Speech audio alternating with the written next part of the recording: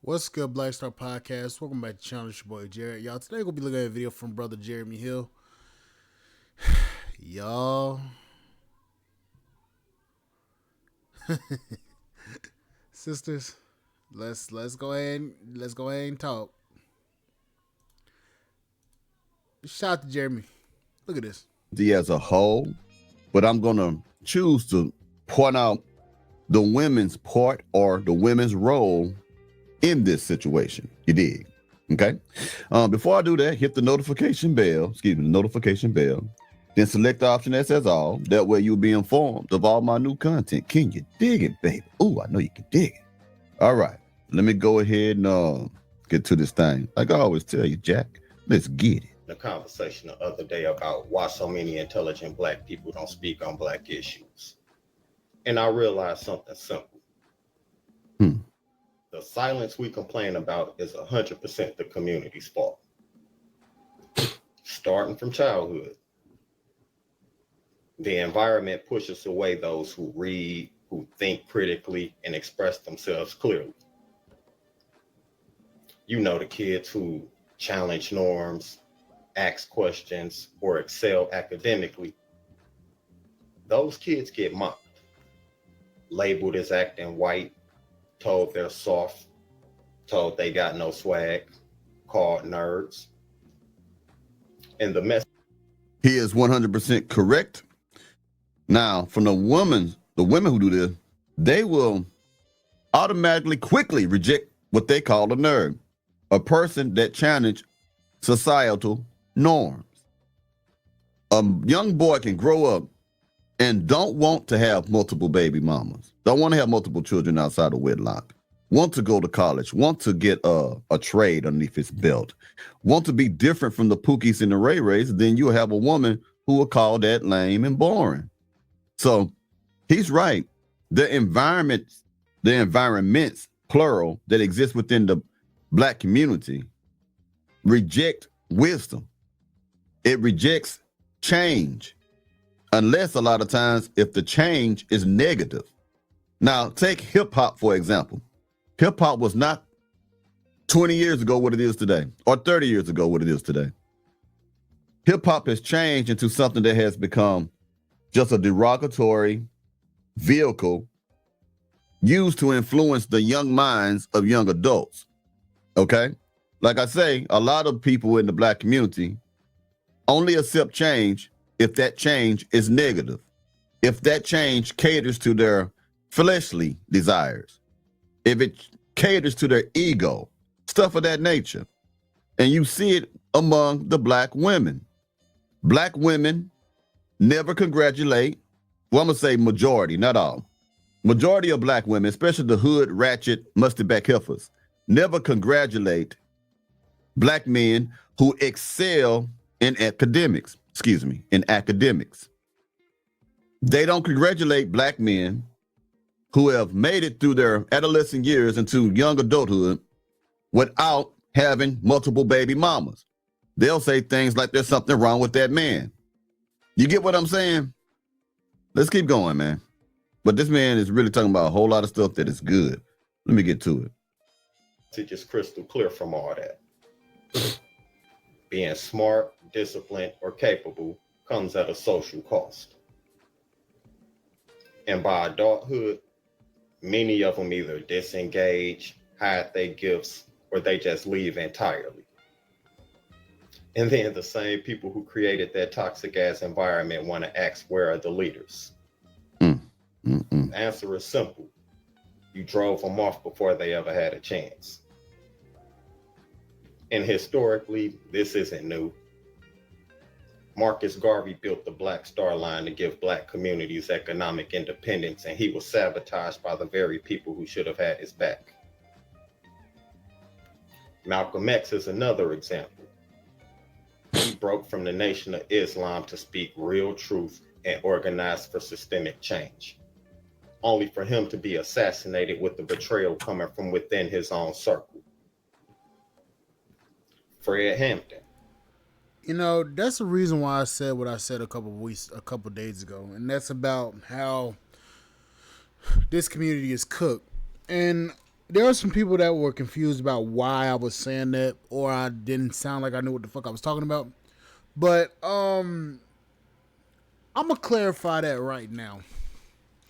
Take my headphones off and actually focus on what I'm gonna say. So the premise behind me saying that was this: that the black community is so splintered, so separated, that if you try to come up with a good idea or something, there's going to be factions in the black community that's going to destroy that's going to destroy you from within. There's enemies, domestic and external, when it comes to you trying to build something. Domestic meaning internal. There's a lot of black people that want to see other black people fail because they are not getting where they want to be in their lives.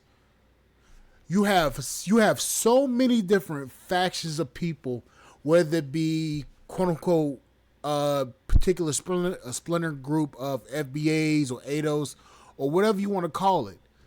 Not singling them out specifically, but I'm saying just in general.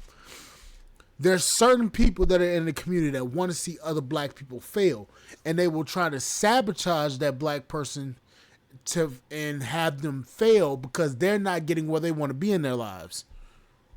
There's so many different people out there. And the thing is, you have black men that are out here wanting to build something, but you can't build something in a community that is broken. You have black people in the community supporting people like Dr. Umar Johnson, even though that Negro has not built anything in his life, but they won't support the black men or the normal black men that ain't out there hooting and hollering and saying shit just to say shit to try to gain fucking fundraising for a school that's never going to be built. He's silently building himself up, and then when that black man or woman leaves the community and build something with other races of people, then the black community gets mad because you didn't build with your own. But the thing is, how can you build with your own when your own they even trying to build for themselves? So it's a damn if you do, you're damn if you don't. If you build in the community, you're going to get systematically sabotaged by the very people that you're trying to help. And if you go outside and build outside of the community, these same people are going to be damn saying, "Oh, you's a coon, you's a sellout. You did this without us, but we supposed to be your community. We supposed to be a community and building each other up." So it's like it's damned if you do, damned if you don't. And you have people like Marcus Garvey and all these different other people that were out there building themselves up and had to leave the community to build themselves up because there was systematic sabotage in the community. It's like, you know what? Fuck it. I might as well go outside of the community and build something for myself than stay in a community where this community is going to destroy each and every one of us because it's so much hatred, so much disdain for others for getting ahead. And that's the God honest truth. And a lot of people don't see it like that. But it's funny how you have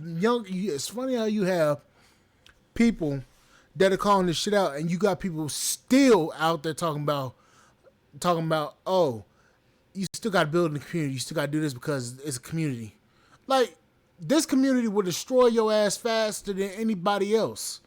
And nobody seems to know that or, quite frankly, give a damn. 21-year-old Panther, unalived in his bed. An internal betrayal was enabled by a community that refused to protect him. Because there was no way William O'Neal should have been able to get away with what he did, how he set him up the way he did. Then men like Neely Fuller Jr. and Dr. Claude Anderson, they've spent decades teaching practical strategies for Black empowerment.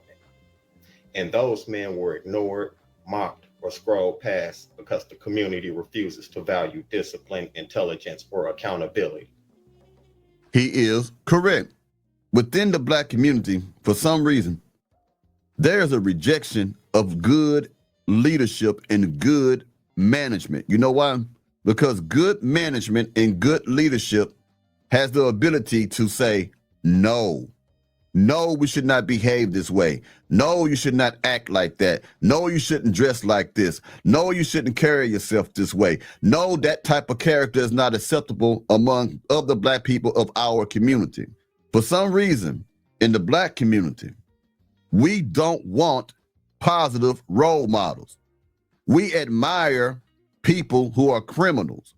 We admire people who know how to get to the bag by any means necessary, even if one of those means is through corruption, bribery, lying, theft, murder, whatever it may be. We admire that. Now, I can't speak for all the black folks on that, but I'm talking about that percentage of black people who tend to get on board with that foolishness more than they are on anything positive. And it doesn't help the young men to want to do better when there's no fathers in the household guiding them, good fathers guiding them and showing them this is right and this is wrong. Especially when there are young women, young teenagers, young women, young adults who are showing the young black men that they don't want good men. They want the bad boy. They want the pookie. They want the thug. And they lay down with the thug, with the pookie and the ray-ray, but don't give the good guy who is breaking the societal norm or the generational curses, if you want to call that, or the negative stigmas that tend to follow black men. These young black men who want to be positive role models and live in a right way or live righteously are often condemned, criticized, and ridiculed by black women. Now, black men do it too. But like I said, I'm focusing on the women's part of this. Black women will put these boys down. They will play these boys. The only time they want a good role model for their children that may not even be his because they came about through a non-marital birth or non-marital births, plural. The only time they want a black man who stays out of trouble is when they done hit the wall, when nobody else wants them, when they are unable to provide a lifestyle that they desire on their own. So, and that's very true, because you see a lot of black women out here nowadays with the Pookie and Ray Rays, just like that black woman that we seen that literally was saying that she only wants to date the hood dudes and the scammers. Then our apartment got shut up, and her kids were in the house when the apartment got shut up. It's like you accepted that, and now you putting yourself in danger. Now you over here like, oh, I want me a fucking square dude. It's like, why do you have to go through such hardship just to change your fucking mind? And then in reality of the situation, you don't want to change your mind about shit. You don't want to change your mind about the way that you feel about black men or about quote unquote square dudes.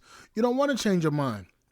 You want the square dude to come in and take care of you and your kids after you experience some hardships in life. I mean, and you know what? That's okay. You can go through hardships in your life and go through hard times, go through all this shit. But here's the problem. When you go through that, you're also adding a level of danger to that man, because now you possibly have people after you, or people that are willing to do anything to you and willing to hurt anybody around you. So you're adding an extra level of danger to that man's life. And all for what? For him to get some damn blued out coochie that nobody wants? Or to get a woman that loves danger so much so to the point where she's willing to put that man's life in danger and sabotage his life? That's what you got to start looking at. They go to the man that is good and try to use the hell out of him. Cheat on him, even marry him. Like I tell you often, girls will be your girlfriend, don't like you, and marry you and don't love you. Especially if there's a great payout, a great benefit in being with you. Yeah, let's keep going. The pattern is undeniable. Capable leaders are constantly undermined because the community refuses to create the conditions that allow them to exist. Been that way for a while now. And the logic is simple. Intelligence is punished. Smart kids are mocked. Truth tellers are attacked. Adults with actual solutions are either ridiculed or just ignored altogether. Mediocre behavior is rewarded. Mhm. Loud, emotional, performative behavior is celebrated.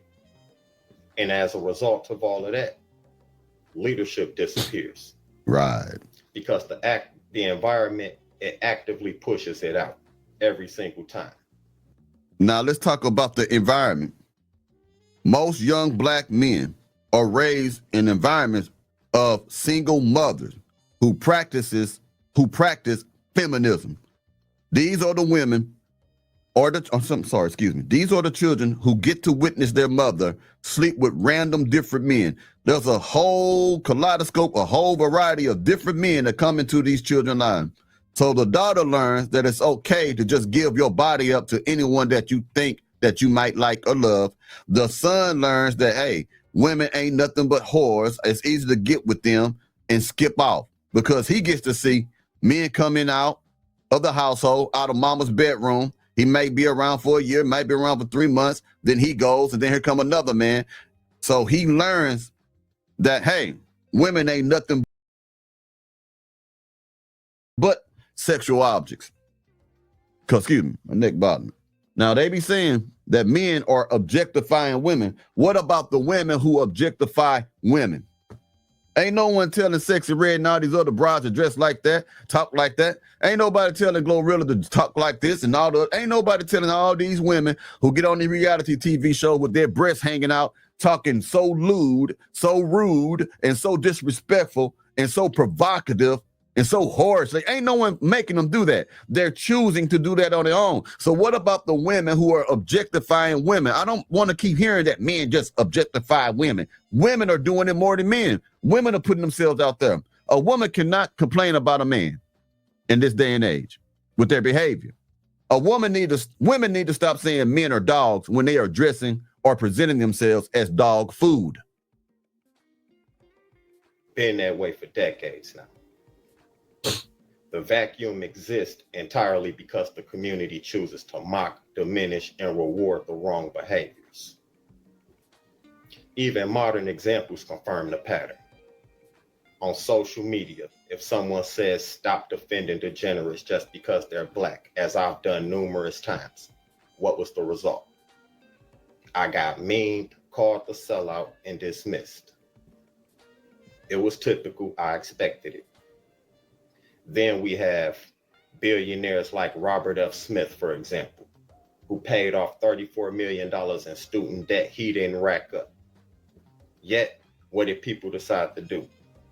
Gossip about his personal choices instead of respecting the discipline, strategy, and intelligence behind his action. That comes from a lack of appreciation for what people are doing for you. You see this a lot among modern women. They are not appreciative of anything. You can bail them out of credit card debt. You can help them with their bills. They don't care. They feel that you're supposed to do it. Okay? Don't think that this isn't being passed down to the young boys and the young girls being raised in single parent homes by women who practice feminism, by women who always like to, emasculate men, by women who don't want to follow the rule or the instructions of a man, by women who don't want to be held accountable to a man. Because once you become a wife, you will be held accountable to the husband. The children are accountable to the parents. And if you're a religious man, all of them are accountable to God.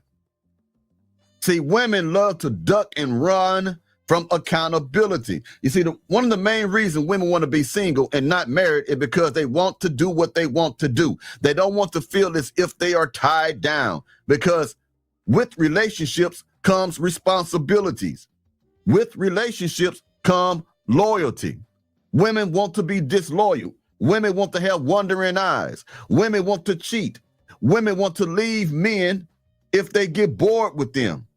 Women want to give up and tear up the entire family if something is not going right. So they are quick to file for divorces, to destroy the relationship, to destroy the nuclear family. Now the children are just another statistic. Now, also, I'm gonna say this: a lot of women don't believe in the quote unquote nuclear family. A lot of women do not believe in the nuclear family. They believe that the nuclear family is a system or a term that was thought up by white people to quote unquote support the quote unquote patriarchy. Not realizing that the family is what protects both the women and the children from outside threats. Now, when it comes down to that, that's due to feminism and the quote in the what's it called. That goes down to the goes down to feminism and the discrediting of the family unit. They say black people never was part of the nuclear family. We were never really supposed to be a part of the quote unquote nuclear family, but we had families. Father, mother, children. We've had that. The problem is systems came in and the family broke up due to the choices of the women or the choices of the men. So what happened was it led to a degradation in society or in the black community, and it led to mistrust between black men and black women. So if you want to be honest here, when it comes down to it, black people can't get on the same page because there's still that mistrust between us. We don't understand the concept of a family. We don't understand the concept of a quote unquote nuclear family. The nuclear family was supposed it was a term. Hold up. The nuclear family was a term to describe a family unit. I'm still trying to figure out where the hell this shit came from with women saying that the nuclear family was created by white people. No, we families were the strongest thing that stopped government influence. The reason why you have so much shit nowadays is because governmental influence was brought in and it caused a rift between men and women, and it's a constant rift being created through social media and different targeted campaigns. Just think about it for a minute. Back in the early 2000s or in the 90s, whenever they started this whole strong independent, I don't need a man, it was portrayed. It was portrayed and commercialized through music. No scrubs, single ladies, all this shit. It was promoted through music. So it was marketed to you. Meanwhile, these very same women that created that music are married with children and are living happily ever after. Meanwhile, you're running around this motherfucker talking about I'm strong and independent and I don't need a man, and you got several kids by several different men, and you struggling to keep your apartment.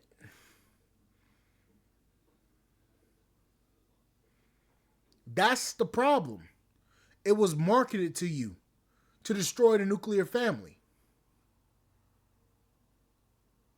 There's a reason why the man is the head of the household, because the man of the household is the one that's supposed to protect the family from external threats, including government marketing. Come on, y'all.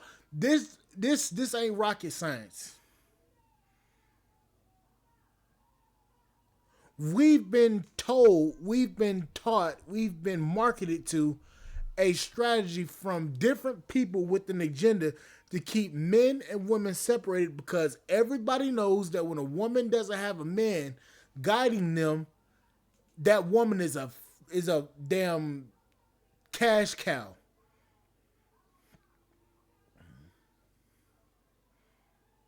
If there's no man to help her ring herself in, she's gonna spend money like crazy. Reason why the government's debt rate is high as shit, and a lot of women hold the most national debt. Everybody knows men don't spend money like that, but women will. Things nowadays are marketed specifically for women. Look at the different commercials. You see Maybelline commercials. You see all these different bag commercials. Temu, Shop Like a Billionaire. All of that is marketed towards women. But y'all don't want to hear that shit. Oh no, y'all don't want to hear that. Y'all want somebody to keep lying to y'all and telling y'all sweet nothings and tell you a bullshit lie than tell you the fucking truth. But anyways, like, share, subscribe, channel, support the podcast, Spot.com. I'll catch you guys on the flip side. Thank you guys for listening. Bye, guys.